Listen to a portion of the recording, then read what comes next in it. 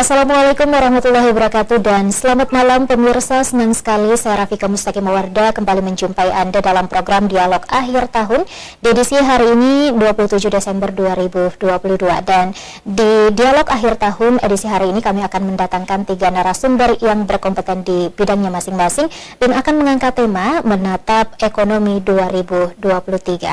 Celebes people, pasca pandemi COVID-19 semua orang berharap recovery ekonomi terjadi, namun kondisi itu tidak berjalan mulus karena kemudian perekonomian kita dihantam dengan peperangan yang terjadi di Eropa dan Rusia yang mengakibatkan krisis energi dan pangan. Namun di Indonesia justru perekonomian tumbuh impresif. Seperti apa kemudian pendapat The Ekonom, pengamat kebijakan publik dan Apindo Makassar? Di studio kami telah menghadirkan Ibu Dr. Tenriwaro SE MSI AKCA selaku ekonom. Assalamualaikum Ibu Tenri. Waalaikumsalam warahmatullahi wabarakatuh. Sehat Ibu ya? Alhamdulillah sehat. Baik, saya juga ingin menyapa Dr. Alianas SS MSI selaku pengamat kebijakan publik. Assalamualaikum Pak Dr. Alianas, berjumpa lagi Pak. Waalaikumsalam alhamdulillah. Sehat Pak ya? Baik, saya ke narasumber ketiga Pak Arief Prabowo SE selaku Sekjen Apindo Makassar di akhir tahun ini Pak. Sehat? Alhamdulillah. Baik. Pada malam hari ini kami mengangkat tema menatap ekonomi 2023. Saya ke ekonom dulu, ke Ibu Dr. Tenri. Di tahun 2022 ini seperti apa kemudian kondisi perekonomian kita Ibu Tenri?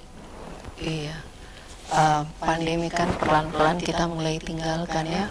Di awal tahun masih ragu-ragu. Semakin kesini orang sudah tidak segan lagi buka masker, tidak segan lagi berkumpul-kumpul. Bahkan di dunia pendidikan mulai lagi offline. Kalau dulu kami wisudanya online, sekarang sudah mulai offline. Itu kan pertanda bahwa ekonomi itu pasti juga akan merangkak seperti harapan kita. Cuma kelihatannya kan tidak semudah membalikkan telapak tangan. Kalau sebelumnya kita mengalami pelambatan yang signifikan, ini sepertinya kita harus banyak kerja keras karena ada beberapa hal yang harus kita benahi, seperti infrastruktur yang sempat macet ketika pandemi, kemudian ekonomi kelas-kelas bawah yang banyak terpuruk. Jangankan kelas bawah, kelas atas saja kan banyak yang tumbang. Jadi itu memang butuh waktu untuk membenahi diri, tapi pertumbuhannya signifikan. Saya lihat laporan terakhir itu di bulan ketiga ini 5,74%, itu bagus sekali ya. Hantaman kenaikan BBM, kemudian perang Rusia Ukraina berpengaruh, cuma saya lihat kita masih survive. Itu kado yang bagus sampai di akhir tahun ini. Walaupun ini harga meningkat ya, yang orang mau terbang tuh, naik pesawat terbang itu jadi mahal sekali, tapi tidak menyurutkan semangat orang. Jadinya ini berkah bagi kapal laut. Akhirnya orang, kalau dulu kita banyak-banyak terbang karena terjangkau, sekarang beralih ke moda laut dan darat, itu berbagi rezeki lah. Seperti itu. Oke, benarkah Bu bahwa meskipun kondisi peperangan terjadi di negara-negara Eropa, namun kita tetap bisa survive? Itu karena kenapa Bu? Survive tapi terus tetap waspada ya, karena kalau ini berlanjut kan pasti berpengaruh ke kita juga. Karena kita punya fondasi ekonomi yang baik, kita juga punya tambang, kita juga punya cadangan minyak, kemudian kita punya laut, kemudian hasil pertanian yang baik. Jadi kita masih bisa survive karena kita tidak mengandalkan di satu sektor saja ya, seperti beberapa negara itu misalnya jasa saja, sehingga kalau terjadi apa-apa kan cepat goyang. Kita tidak. Jadi alhamdulillah sampai sekarang kita masih bisa survive, tapi sepertinya kalau kita tidak cepat-cepat mengambil langkah-langkah yang pemerintah mengeluarkan beberapa kebijakan, itu mungkin kita akan terpengaruh. Karena ini kan dunia global, dunia tanpa sekat. Jadi apa yang terjadi di luar kita tidak boleh tutup mata, karena apa yang terjadi di luar pasti berimbas ke kita. Fondasi kita belum kuat sekali, ya. Gampang goyang seperti itu. Oke, jadi pada intinya di tahun 2022 ini iklim ekonomi kita masih sehat begitu Ibu ya? Masih sehat, alhamdulillah. Mudah-mudahan berlanjut ke tahun depan, walaupun banyak saya lihat postingan itu pesimis tahun depan ya. Apalagi kita ini, kami pernah melakukan konferensi internasional tentang climate change. Jadi perubahan iklim itu banyak dampaknya karena kita ini kan banyak bergantung pada hasil pertanian, hasil laut kan, masih ekonomi seperti itu. Nah kalau hal-hal seperti ini kita tidak antisipasi, makanya kan G20 yang lalu di Denpasar itu kan climate change itu menjadi agenda utama. Karena takutnya kita akan krisis pangan kalau kita sudah tidak bisa memprediksi cuaca seperti itu, dan efek rumah kaca ini akibat industri yang tidak berpihak kepada lingkungan ya. Jadi mungkin regulasi-regulasi yang mengatur itu baiknya memang ada reward dan punishment sehingga kita bisa membangun ekonomi yang berkelanjutan, sustainable development, seperti itu. Oke, baik, saya ke Pak Dr. Alianas. Pak Dr. Alianas, apakah setiap kebijakan yang lahir akan berpengaruh ke perekonomian kita atau seperti apa Pak dari sisi kebijakan publik? Ya, itu pasti. Ya, kalau kita bicara tentang kebijakan itu adalah muara daripada seluruh kegiatan pemerintah, karena apapun juga yang menjadi program pemerintah itu harus mengacu pada situ. Seperti contoh misalnya, saya ingin mengawali dengan Perpres 108 tahun 2022 tentang rencana kerja pemerintah Republik Indonesia untuk tahun 2023, yang mana kita memang melihat bahwa fokus dan orientasinya itu lebih banyak kepada pembenahan dari sektor ekonomi dengan mengusung tema peningkatan produktivitas dan juga ekonomi yang inklusif yang kemudian berkelanjutan, sehingga penjabarannya itu melalui 7 arah kebijakan ya, di mana diantaranya itu salah satunya adalah penguatan SDM, kemudian penghapusan kemiskinan yang ekstrim dan beberapa kebijakan yang lainnya di dalam 7 itu. Nah, kalau kita melihat itu, sebetulnya saya setuju sama Ibu Dokter tadi bahwa sebetulnya yang difokuskan pemerintah itu adalah menyadari bahwa perekonomian kita ini sebetulnya masih bisa survive, masih bisa aman-aman saja, tetapi harus juga diantisipasi memang bahwa kita tidak boleh lengah. Nah, nyawa perekonomian di Indonesia itu sebetulnya kalau kita kaji secara lebih mendalam itu adalah sektor di UMKM itu. Kalau kita mengandalkan pemerintah melalui dengan jargon kolaborasi dan semacamnya itu tidak cukup. Apalagi kalau terjemahan kolaborasi versi pemerintah, versi private sector dan versi masyarakat itu tidak ketemu, masing-masing memiliki definisi dan penjabaran tentang kolaborasi, kan ini tidak ketemu. Dan saya melihat dari segi kebijakan, itulah yang kemudian mengapa UMKM ini kita sebagai nyawa daripada ekonomi yang ada di Indonesia, tetapi formulasi kebijakan itu yang masing-masing memiliki penjabaran tersendiri, sehingga jargon kolaborasi itu belum ketemu sebetulnya, belum sampai ke arah sana gitu. Oke, baik, saya ke Pak Arief Prabowo. Pak, bagaimana dari Pak Arief sendiri dari Sekjen Apindo Makassar, komentar Anda? Jadi melihat kondisi perekonomian kita, baik itu Kota Makassar khususnya ya, maupun Provinsi Sulawesi Selatan, dari Apindo memandangnya bahwa pertumbuhan ekonomi yang ada saat ini memang sangat berat. Dari dunia industri maupun dunia usaha, kita cukup terpukul dengan kondisi mahalnya bahan baku akibat dari perang Ukraina atau kondisi kondisi internasional yang terjadi. Yeah. Belum lagi kita terdampak lagi dari kenaikan bahan bakar. Bagi dunia usaha dan dunia industri, kenaikan bahan bakar itu sangat relevan dalam menghantam kondisi usaha kami. Ditambah lagi, kemarin sudah diputuskan tentang UMK, baik itu Kota Makassar maupun UMP Provinsi Sulawesi Selatan. Kenaikannya cukup signifikan dan sangat berarti bagi pengusaha, walaupun saya sendiri tergabung dalam Dewan Pengupahan Kota Makassar, wakil dari Apindo. Kita sudah menyampaikan bahwa akan banyak dampak yang akan terjadi akibat dari UMK yang naik sekitar 6,95% ini. Yang kami inginkan, kami tetap berharap agar kenaikan itu sesuai dengan PP 36 yang telah disetujui sebelumnya, tidak ikut pada peraturan Menteri Permen yang baru-baru terbit ini. Jadi 3 komponen itu akan sangat berdampak bagi usaha, dunia usaha maupun dunia industri di periode 2023 nanti. Alhamdulillah periode 2022 ini ya kita bisa melewatinya dengan cukup baik, walaupun di sana sini kita harus menutup biaya-biaya, kita harus memangkas biaya-biaya, baik itu biaya transportasi, kemudian baik itu ke biaya kos sumber daya manusia kami. Jadi banyak hal yang kami cukup korbankan di tahun 2022 ini.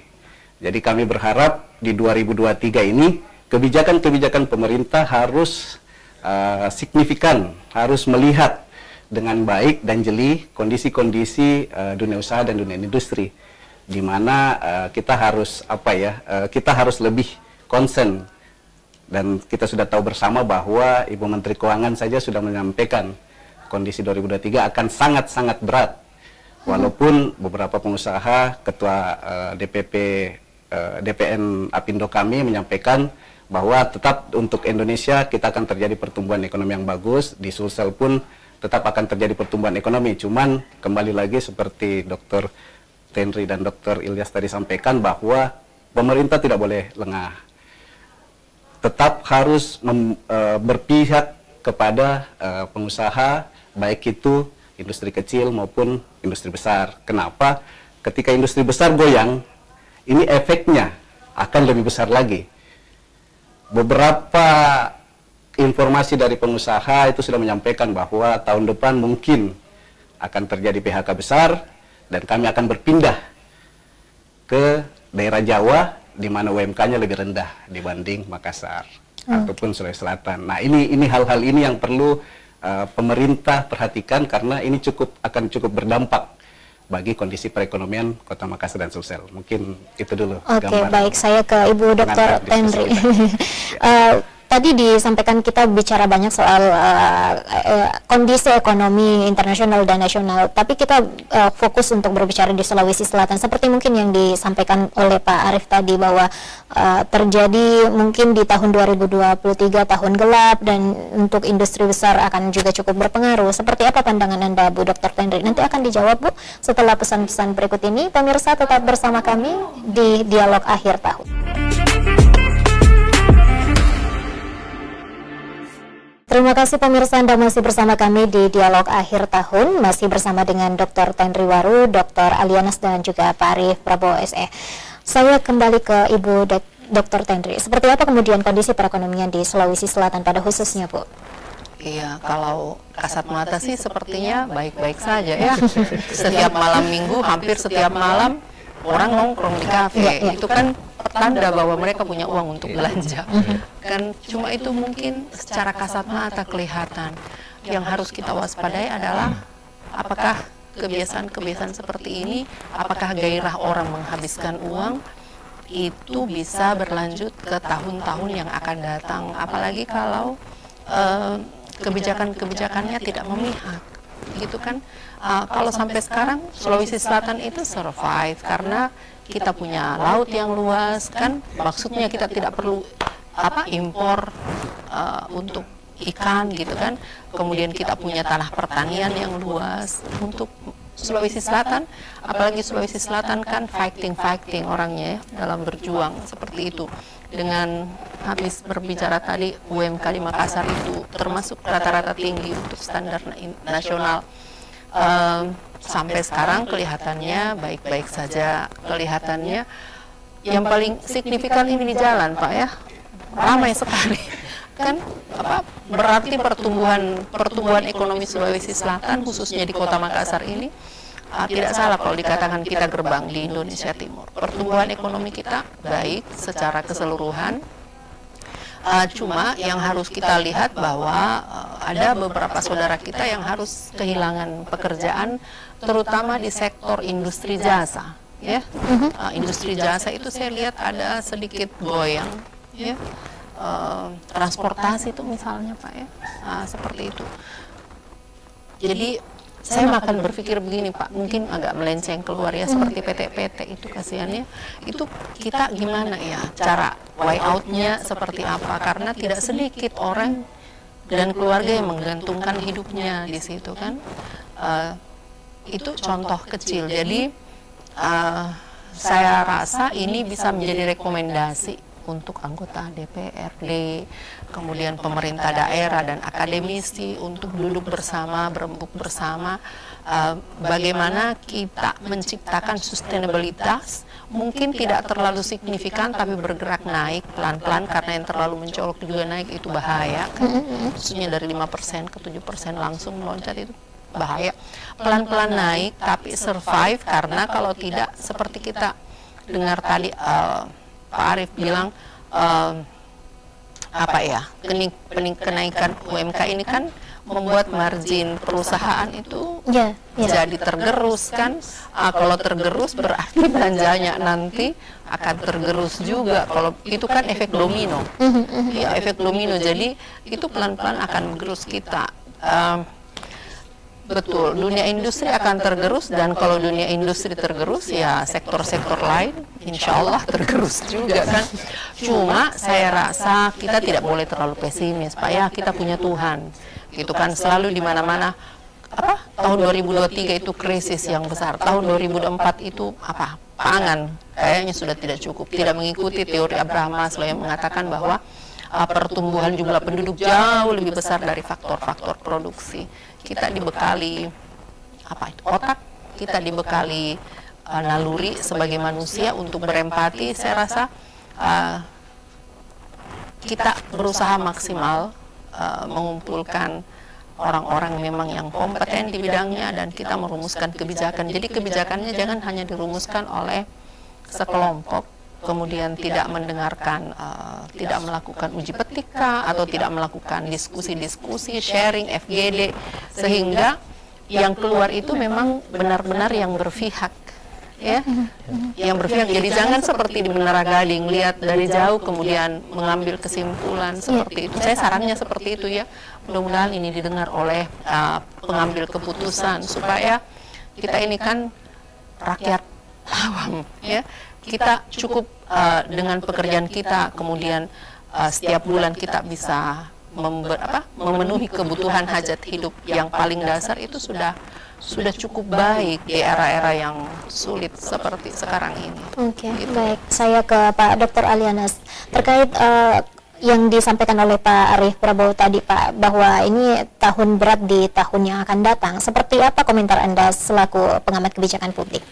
Ya, saya setuju bahwa itu akan berat, ditambah lagi tahun depan itu kita sudah masuk kepada tahun politik, di mana kalau tahun politik itu tentu salah satu efeknya itu adalah di sektor perekonomian, dan ini seperti katakan tadi akan ada efek domino. Oleh karena itu saya ingin sekali lagi tekankan bahwa pemerintah nampaknya seringkali menerjemahkan ya, kebijakan yang diklaim secara sepihak bahwa ini pro terhadap rakyat. Padahal sebetulnya kalau kita merumuskan suatu formulasi kebijakan yang kita katakan pro terhadap rakyat, harusnya itu mampu mengayomi kepada pengusaha juga.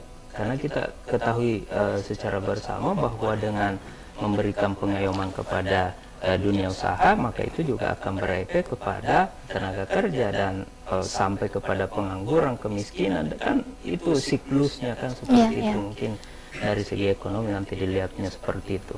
Nah, oleh karena itu saya ingin sekali lagi selalu menekankan bahwa kebijakan yang terbaik itu adalah kebijakan yang memungkinkan setiap stakeholder atau yang menjadi bagian daripada lahirnya atau yang dikenakan atau yang kena dampaknya daripada lahirnya atau keluarnya kebijakan itu memungkinkan terberdayakan.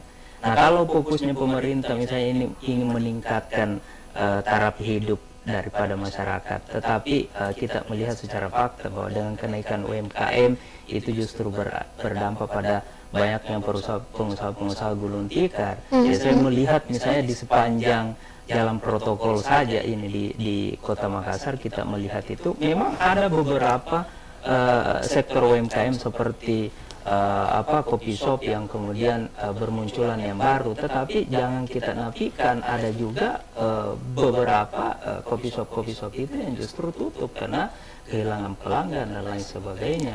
Oleh karena itu kita melihat bahwa formulasi kebijakan hadir nantinya itu mampu memberikan pengayoman kepada dunia usaha dan juga masyarakat itu sendiri. Jangan kita melihat bahwa pemerintah itu menerjemahkan kebijakan inilah yang terbaik, padahal belum tentu. Kan seperti itu.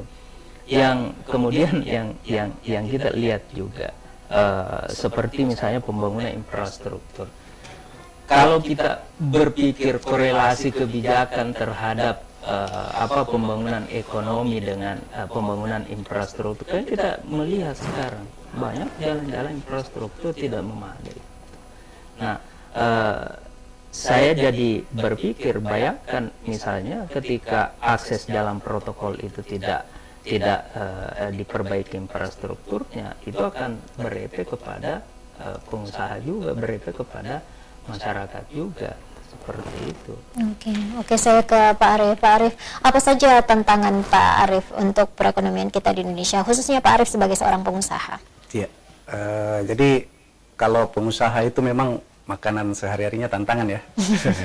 Jadi yang lain pada liburan, kita tetap harus berputar untuk tetap menghasilkan produksi agar dapat ya menggaji karyawan kami.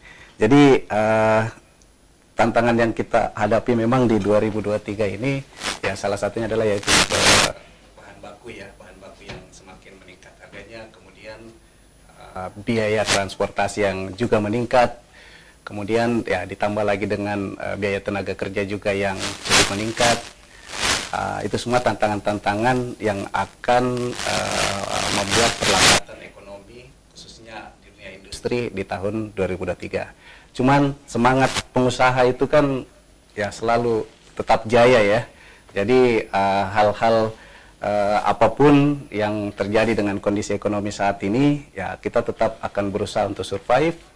Ya, kita berharap ada kebijakan-kebijakan pemerintah yang dapat membantu kami di sektor industri dan sektor usaha agar kita bisa sama-sama tetap mempertahankan kondisi ekonomi di Makassar maupun Sulawesi Selatan agar mencapai pertumbuhan ekonomi yang diharapkan. Kemudian kalau kita berbicara dunia usaha itu kan ada yang dunia industri dan ada juga UMKM. Untuk UMKM saat ini setelah era kepemimpinan Pak Dhani, digitalisasi telah diterapkan. Ya, kami berharap digitalisasi itu harus ditunjang juga dengan infrastruktur. Ketika kita menginginkan para pelaku UKM ini dapat memperkenalkan produknya sampai ke luar negeri dengan cara digitalisasi, ya kami berharap juga pemerintah kota membangun infrastruktur digitalisasinya. Salah satu contoh mungkin internet gratis bagi UMKM, bisa jadi. Kemudian pelatihan-pelatihan penggunaan. Jadi selain infrastruktur, kita juga harus upayakan peningkatan sumber daya manusianya. Kita tahu memang banyak emak-emak yang pelaku UKM ini mungkin agak gaptek dalam hal teknologi. Jadi kita butuh peran pemerintah dalam memberi peluang ataupun pelatihan kepada pelaku-pelaku UKM. Memang dunia usaha saat ini memang eranya anak milenial ya. Era ini milenial, dia di rumah punya ide kreativitas, bisa menjual produknya dan menghasilkan. Nah, cuman memang untuk saat ini yang kita perlu dukung adalah kita butuh anak-anak milenial ini dibantu, diberikan support, baik itu dari sisi pelatihan-pelatihannya maupun dari sisi bagaimana cara memanage. Kalau kami dari Apindo masukan untuk dunia UKM,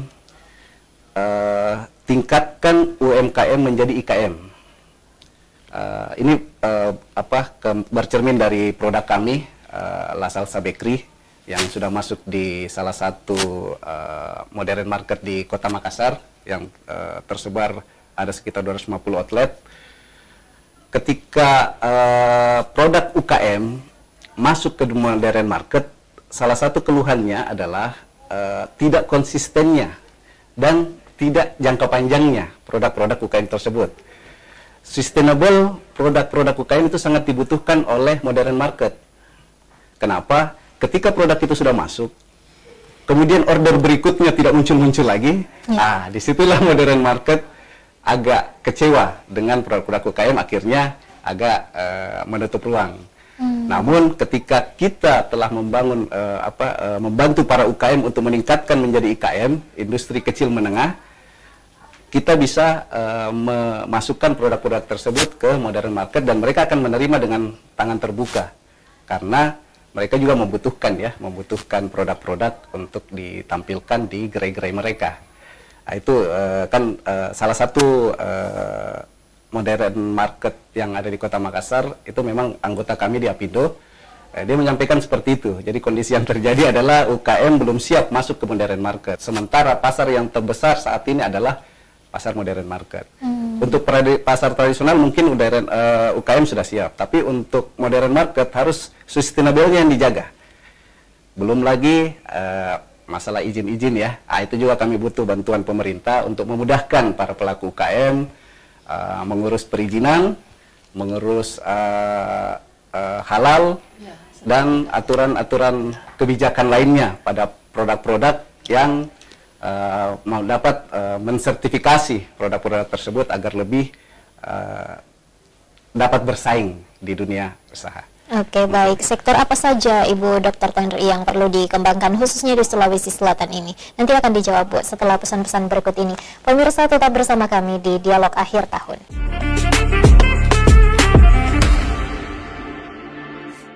Terima kasih pemirsa, Anda masih bersama kami di segmen terakhir Dialog Akhir Tahun edisi hari ini menatap ekonomi 2023. Saya kembali ke Ibu Dr. Tenri. Seperti apa kemudian apa yang perlu dikembangkan di tahun 2023 ini khususnya untuk perhatian pemerintah, Bu Tenri? Iya, di tahun 2003 kan kita lihat ini usaha kecil menengah berkembang bagus ya. Hampir sepanjang jalan kita lihat ya, sudah tidak ada jalan-jalan yang memang untuk perumahan itu kayaknya sudah termarginalkan. Yang ada ini warkop, resto, kafe dengan berbagai konsep dan berbagai model-model layanan itu berkembang pesat beberapa tahun terakhir ini, dan itu bagus. Yang penting sustainable, gitu kan. Nah, yang kita khawatirkan kalau ini hanya 1-2 tahun setelah itu menghilang. Nah, yang seperti ini seharusnya menjadi perhatian pemerintah, utamanya pemerintah daerah, supaya mereka tetap survive, tetap bisa bersaing. Karena jangan sampai, ini kan biasanya kalau kita berhitung-hitung ekonomi, ini BEP-nya, break even point-nya itu kan biasanya bukan di tahun pertama kedua, mungkin dia running 4-5 tahun baru BEP. Belum BEP, kasihan dia sudah gulung tikar kan, karena pesaingnya banyak, Pak. Ya, kalau di akuntansi itu namanya kita blue ocean accounting. Jadi kalau terlalu banyak di sini jangan itu semua. Nah, itu yang menjadi perhatian pelaku usaha dan pemerintah supaya mereka tetap sustainable. Jangan sampai baru tahun kedua sudah tidak mampu lagi merangkak. Yang harus jadi perhatian pemerintah sebenarnya dan pelaku bisnis, baik bisnis besar, mungkin bisnis besar ini karena modalnya sudah besar, agak aman sedikit ya. Tapi kalau pelaku kecil, dananya kecil, kemudian dia tidak mampu untuk BEP, itu kan miris juga ya. Dia sudah habis modal, kemudian tidak bisa berlanjutkan usahanya. Sehingga yang harus diperhatikan adalah ini, ada pendampingan, kan, ada pelatihan, dan memang ada skim-skim ya. Kalau tidak salah ada kur ya, seperti ada kur atau ada skim CSR, itu yang memang orientasinya adalah untuk bisnis-bisnis UKM ini bisa tetap bertahan ya di tengah gempuran banyak bisnis besar. Karena di Indonesia kan, karena online semuanya bisa masuk ya, bukan cuma produk-produk dalam negeri, bahkan kita bisa berbelanja produk luar negeri, dan selisih kursnya juga tidak merobek kantong seperti itu. Jadi memang yang marketplace itu kan menjadinya menjamur. Kita tidak butuh tempat yang besar kan, kita cuma mungkin butuh dapur, kemudian berdagangnya enak. Yang penting tampilannya kan, apalagi konten kreator gitu kan, banyak sekali berkembang seperti ini. By digital apa saja ini bisa viral. Tapi sudah viral, setelah itu biasanya yang kita butuhkan adalah dia stay di situ, bertahan di situ, meningkat pelan-pelan di situ. Ini yang menjadi tantangan. Bagaimana kita membina mereka, bagaimana kita mengeluarkan regulasi yang berpihak, dan bagaimana mereka bisa mengembangkan dirinya dengan baik. Jangan hari ini tayang, besok hilang kan, setelah itu datang lagi pemain baru, gitu lagi kan. Kita suka tuh kalau ada satu bisnis dari tahun pertama dan tahun beberapa dia masih ada seperti itu. Ini penyakit mental juga ya sepertinya. Kita suka euforia di depan, kemudian lupa membenahi banyak hal, dan ini berlaku untuk semua hal ya. Jadi jangan berhenti di situ kan, harus tetap mengembangkan diri. Saya suka bilang sama mahasiswa saya, kamu tidak bisa cuma tahu akuntansi, kamu harus bisa belajar ekonomi makro mikro, kamu harus paham hukum, kamu harus paham desain gitu kan, kamu harus paham seni, karena ilmu kita ini adalah kompilasi dari banyak hal. Kalau kita hanya bangunan yang bagus ini kan tidak hanya dari semen atau dari batu kan, dia kompilasi dari ada kapur, ada air di situ kan, ada racikan yang lain. Begitu juga dengan bisnis. Jadi bisnis itu ya harusnya sih banyak-banyak belajar ya, banyak-banyak ikut pameran kah, ikut pelatihan kah, ikut BIMTEK kah, dan pemerintah sebagai fasilitator, kemudian BUMN, swasta, itu bagusnya memang bersinergi ya, jangan keluar aturan sendiri-sendiri. Perusahaan CSR-nya ke sini, pemerintah mintanya ke sini, pelaku usaha karena tidak punya akses, kan rata-rata pelaku kecil itu kan tidak punya akses ke itu kasihan kan. Jadi itu yang harus dibina supaya mereka belum sempat mekar sudah hilang ya. Sayang. Jadi pada intinya butuh pendampingan dari pemerintah. Iya, pendampingan, regulasi, kemudian ya bukan cuma pendampingan, modal juga barangkali ya. Iya, modal juga, karena susah juga berkembang kalau kita tidak ada suntikan.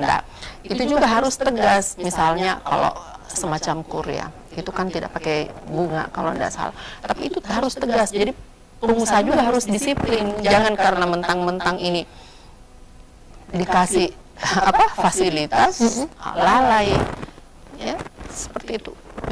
Oke, baik. Saya ke Dr. Alianas. Kebijakan apa yang perlu dilahirkan pemerintah untuk membawa angin segar bagi perekonomian kita, Pak Dokter? Ya, yang pasti itu adalah kebijakan yang pro terhadap dunia industri, ya, pengusaha, dan yang pasti adalah mendorong pemberdayaan masyarakat. Ya, kalau kita bicara tentang pengurangan angka kemiskinan, pertumbuhan ekonomi yang seperti dijelaskan tadi oleh Ibu Tendri, maka memang kita membutuhkan suatu payung kebijakan yang di mana masyarakat, pengusaha, akademisi, dan lain sebagainya ikut merasa menjadi bagian dari lahirnya kebijakan itu. Kan kalau kita melihat sekarang ini adalah sektor UMKM ini kan merasa bahwa regulasi yang keluar itu masih berat.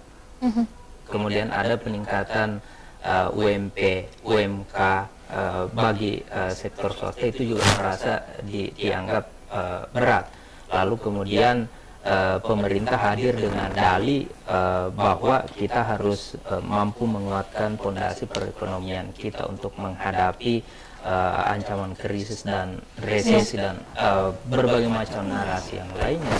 Sehingga ini yang saya katakan tadi, bahwa mereka tidak ketemu apa yang diinginkan oleh masyarakat, apa yang diinginkan oleh pengusaha, yang dilakukan pemerintah justru juga berbeda.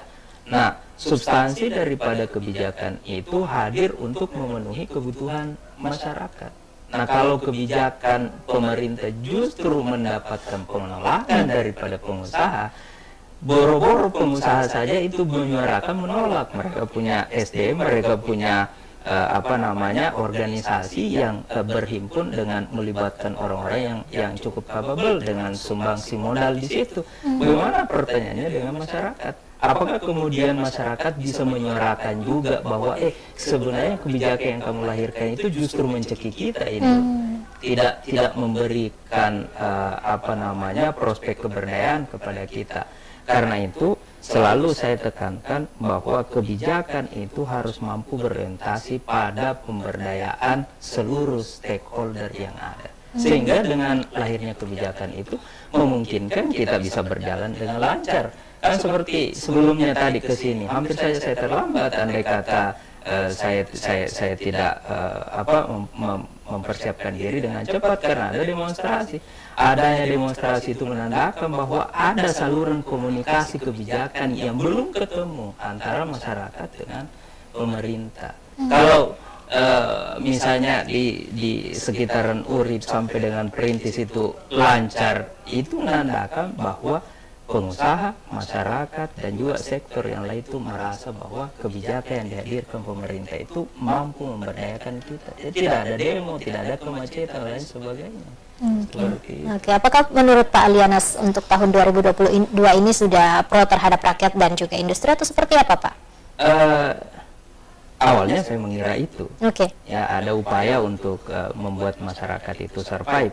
Tetapi saya melihatnya bahwa dari segi kebijakan pemerintah belum terlalu nampak di situ, kecuali masyarakat memang kita melihat mereka membeludak keluar mengunjungi ini. Jangan-jangan itu bukan upaya untuk sebagai bentuk atau tanda dari adanya survive perekonomian, tetapi justru itu adalah euforia karena 2 tahun mereka merasa dikerangkeng, sehingga dengan dibukanya secara perlahan itu mereka kemudian keluar dan mengekspresikan saya mau beli ini karena 2 tahun memiliki keterbatasan itu. Saya belum melihat secara signifikan kebijakan yang pro terhadap itu, apalagi dikunci dengan Desember itu melalui kebijakan Kementerian Tenaga Kerja dikunci dengan kenaikan UMP yang cukup signifikan itu. Menurut saya ini efeknya akan sampai ke tahun 2023. Kita masuk tahun politik, kemudian kita masuk ekonomi di mana kita dihimpit secara global. Kalau saya boleh menyinggung sedikit, kita bicara tentang teori ketergantungan tentang dunia, bagaimana sektor industri, kemudian teknologi, itu di Indonesia itu punya industrinya, tetapi teknologinya itu masih dipegang oleh luar. Jadi seperti yang saya dikatakan tadi itu saya setuju. Bagaimana kemudian kita mendorong industri kreativitas kita ini lokal ini kemudian dikembangkan ketika teknologinya itu kita masih sangat bergantung dari luar. Ini yang saya katakan keberdayaan daripada UMKM itu adalah manakala teknologi dan industrinya ini merasa cukup untuk mampu dilakukan secara signifikan sustainable tadi itu. Tetapi yang kita lihat secara faktanya itu adalah banyak justru persoalan birokrasi yang menghambat para pengusaha-pengusaha kita, urus ini, izin ini, dan lain sebagainya. Seharusnya satu kali masuk di kantor itu sudah selesai semua kan, dokumennya keluar di situ, sertifikat izin usahanya harusnya keluar di situ. Tapi kan izin BPOM-nya ke sini, kemudian nanti kita masuk ke sana, belum lagi ke sini, belum lagi hal-hal yang remeh-temeh seperti fotokopi, KK, dan semacamnya. Artinya bahwa banyak kebijakan yang dikeluarkan pemerintah justru mereka tidak yakin dengan kebijakan yang dikeluarkan. Contoh, identitas, one identity number, dengan harusnya cukup KTP saja, selesai semua persoalan. Tapi ini tidak. Fotokopi ini, fotokopi ini, fotokopi ini. Artinya pemerintah itu tidak yakin dengan one identity number itu sendiri. Oke. Baik, saya ke Pak Arief. Pak Arief, apa strategi Apindo untuk menyikapi ketidakpastian ini, Pak? Ya, jadi kami juga selalu berkoordinasi dengan anggota ya. Anggota kami ada sekitar 200 industri yang ada di Kota Makassar, dunia usaha. Jadi kami juga selalu berkoordinasi, memantau kondisi usaha-usaha yang ada, bagaimana kondisinya. Saya tambahkan sedikit, kita juga berharap pemerintah nanti bisa menggerakkan sektor di kawasan industri Makassar yang ada saat ini. Sebagian besar sesuatu yang ada di Kima, industri yang ada di Kima itu hanya pergudangan. Di Kima itu saat ini dominan itu gudang, jadi gudang. Jadi yang kami berharap ada stimulus dari pemerintah agar kawasan industri Makassar yang kita sudah sama-sama kembangkan itu bisa kembali menjadi kawasan industri, bukan kawasan pergudangan. Karena ketika dia menjadi kawasan industri, maka akan menarik tenaga kerja yang lebih banyak, sehingga kita tahu sendiri bahwa dengan tertariknya banyak tenaga kerja, maka perekonomian pasti akan bergerak. Itu yang pertama. Yang kedua, untuk dunia UMKM, kami melihat saat ini salah satunya dunia pendidikan, salah satunya adalah Universitas Bosowa ya, itu sudah sangat luar biasa karena sudah mencetak pengusaha-pengusaha muda. Jadi dunia pendidikan saat ini sudah berlomba untuk mencetak pengusaha-pengusaha muda melalui bidang-bidang ilmu yang diajarkan di kampus-kampus. Jadi kami juga sangat berharap dunia pendidikan juga harus berkoordinasi dan berkolaborasi dengan dunia usaha, khususnya kami di Apindo. Kenapa? Hasil yang dikeluarkan oleh dunia pendidikan pastinya akan menjadi bagian dari kami. Jadi ketika apa yang dunia pendidikan akan cetak, seharusnya bisa sinkron juga dengan apa yang kami butuhkan di dunia usaha. Demikian. Jadi untuk UMKM, kemudian kami titip juga kepada pemerintah untuk UMKM, mudahkan perizinan sehingga UMKM itu dapat tumbuh dan berkembang dan akan menjadi fondasi bagi perekonomian Kota Makassar maupun Provinsi Sulawesi Selatan. Untuk itu juga kami berharap kebijakan juga yang dari pemerintah agar dunia usaha, dunia industri, khususnya di Kota Makassar dan Sulawesi Selatan itu dapat bertahan, survive ya, untuk menghadapi beratnya kondisi di 2023. Tapi bagi kami di Apindo, semangat itu selalu ada. Kami akan terus bertahan untuk tetap meningkatkan produksi. Kami juga akan terus berusaha mengefisienkan produksi sehingga bisa membantu menciptakan hasil-hasil produksi yang dapat meningkatkan kondisi ekonomi di Kota Makassar maupun di Sulawesi Selatan. Oke, baik. Saya ke Pak Liana, silakan Pak, harapan dan closing statement karena kita sudah di akhir acara, Pak, silakan. Baik, sebagai closing statement ya tentu saya berharap bahwa tumpuan utama saya bukan hanya kepada pemerintah, ya kita semua memiliki kewajiban yang sama untuk ikut membangun negeri yang kita cintai ini. Tetapi kenapa kemudian saya titipkan lebih berat fokus saya kepada pemerintah, karena disinilah kunci akumulasi daripada berbagai permasalahan yang kita hadapi, perguruan tinggi, pengusaha, masyarakat, dan juga tenaga pengajar, dan kesemuanya ini adalah mengharapkan supaya pemerintah ini bisa hadir untuk mampu mengayomi kita secara bersama. Jadi saya sangat setuju dengan adanya ekonomi yang inklusif. Ekonomi yang inklusif itu adalah memiliki keterbukaan yang memungkinkan setiap orang untuk memberdayakan dirinya sendiri. Tetapi kalau kebijakan yang tidak mendukung, tidak mensupport dengan hal itu, maka tentu itu hanya akan menjadi jargon belaka dan kita akan sengsara bersama nantinya. Tetapi saya tidak berharap dan saya harapkan kita bisa tetap survive, sustainable dan membangun menuju Indonesia dynamic governance yang diagendakan 2030. Amin. Ya. Saya ke Ibu Dr. Tenriwaru, silakan Bu, harapan dan closing statement Anda. Harapannya tahun 2023 cemerlang ya. Jadi jangan takut sama apa yang dikatakan orang, lakukan saja. Berubah saja, berkembang saja dan jangan batasi diri ya. Jadi open mind. Jangan takut karena kita punya banyak hal yang bisa kita banggakan. Kita punya tanah air yang luas, kita punya sumber daya yang luar biasa. Manusia, SDM kita, SDA kita luar biasa ya. Jadi saya, kalau orang pesimis, saya optimis. Karena kalau kita pesimis itu kan adrenalinnya buruk bagi kita.